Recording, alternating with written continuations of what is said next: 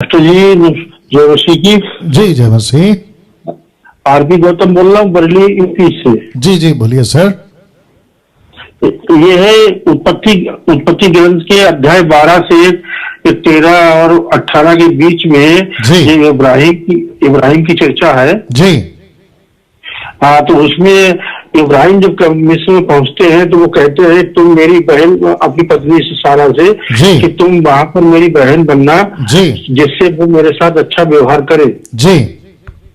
और सारे के कारण जिससे कारण परमेश्वर जब उसने जो है अपनी बहन बना दी, कह दिया, पत्नी ने कहा कि मैं इनकी बहन हूँ, तो वहां के राजा फिरौन ने उनके लिए अपनी पत्नी बना लिया जी, और उनके लिए बहुत सारा गिफ्ट भी किया जी। लेकिन उसके बाद में परमेश्वर ने फिरौन के ऊपर बहुत सारी विपत्तियां ढाई जी और उनसे कहा कि भाई तुम झूठ क्यों बोले, अगर तुमने पहले ही बताया होता कि हमारी पत्नी है तो हम ऐसा नहीं करते जी। ये इसमें क्वेश्चन निकल के आता है कि इस पूरे प्रकरण में दोषी कौन है? दोषी कौन है? अब्राहिम, सारा या फिरौन? ओके, अथवा हाँ, अथवा प्रभु की लीला है, योजना है, क्या चीज? ठीक है। आपका नाम क्या बताया सर? हम आरती गौतम। आरती गौतम, बरेली। ठीक है, समझ गया। आरती गौतम जी हैं। 2000 के ऊपर लोग अभी लाइव देख रहे हैं। मैं आप सभी को भी इनका प्रश्न जो आपने शायद सुन लिया होगा। ये कहते हैं कि वहां 3 कैरेक्टर हैं, एक है अब्राहम, एक है सारा, दूसरा है राजा फिरौन। इसमें गलती किसकी है? गलती क्या हुई थी इन्होंने बताया, फिर भी चोट में बता देता हूं।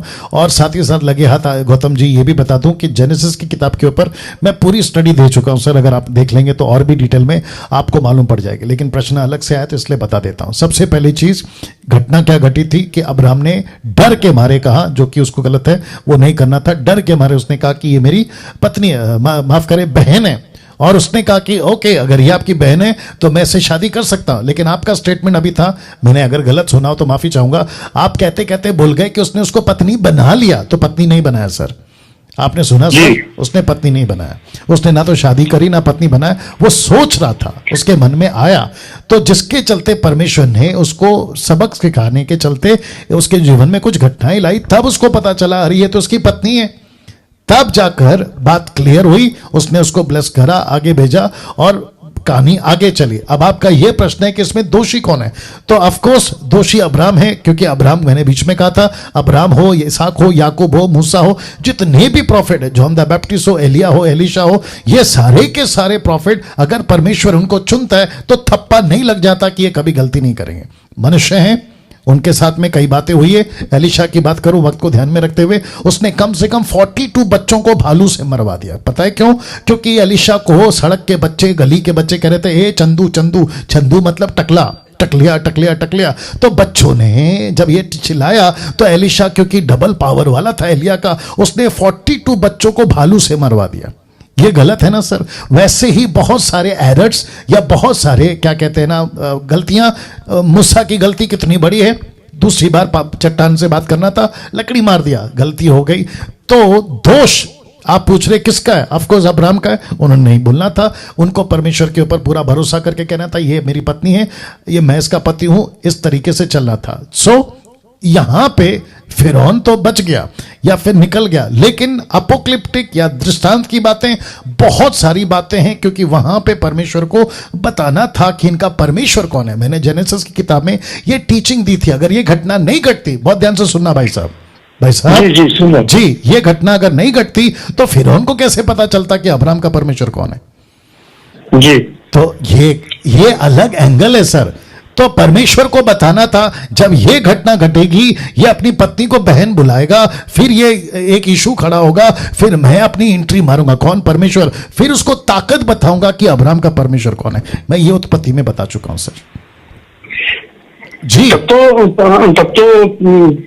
इसमें जो एक और भी प्रश्न बन जाता है।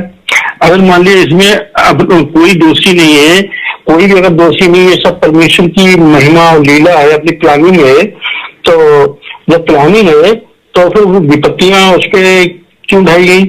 नहीं, आपको किसने कहा कि किसी का दोष नहीं? मैंने अभी कहा ना अब्राहम का दोष है या अब्राहम से गलती हुई। आप नहीं सुने सर?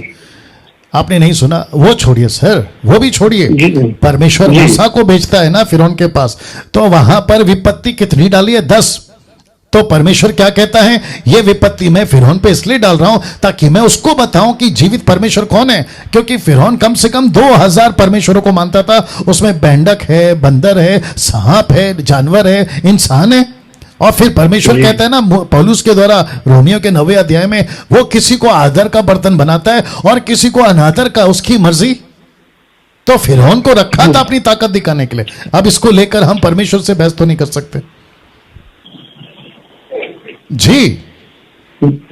अच्छा पास्टर जी, ये बाइबल में भी थोड़ा थोड़ा सा लेखों में डिफरेंस मिलता है। ओके, सबसे नहीं? जी जी जी भाई साहब बाइबल। भाई साहब मेरी बात सुनिए। आप कितने साल से मसीह हैं? हम लगभग 8-9 साल हो गए। ओके, बाइबल कितना पढ़ते हैं सर आप? नहीं सर, बाइबल नहीं ज्यादा पढ़ मिलता है, सुबह शाम पढ़ते हैं। मैं पूछ रहा हूं कितना पढ़ते हैं? 1 चैप्टर 2 चैप्टर कितना पढ़ते हैं? कम से कम 1 चैप्टर नहीं और सर, अधिक 3। मेरी बात सुनो, मेरी बात सुनिए।